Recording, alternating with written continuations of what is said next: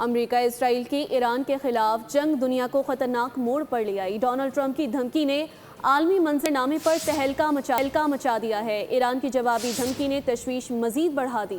ایٹمی توانائی کے سابق سربراہ نے دنیا کو خبردار کر دیا۔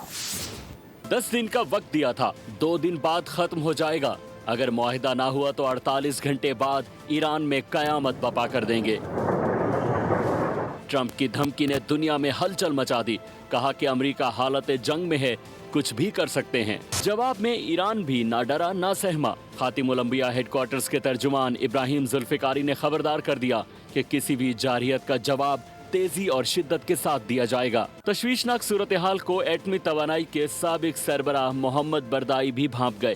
کہا اس سے پہلے کہ ٹرمپ خطے کو آگ کے گولے میں بدل کر کچھ کریں، بین الاقوامی برادری سے فوری ایکشن لینے کا مطالبہ کرتے ہوئے محمد البردائی نے پوچھا کہ کیا ٹرمپ کا پاگل پن روکنے کے لیے کچھ نہیں کیا جا سکتا۔ دوسری جانب معروف امریکی اخبار وال اسٹریٹ جرنل نے اپنی رپورٹ میں ایران کے انفراسٹرکچر پر بھرپور فضائی حملوں سے متعلق انکشاف کر دیا۔ سبسکرائب کریں اور بیل دبائیں تاکہ کوئی خبر رہ نہ جائے۔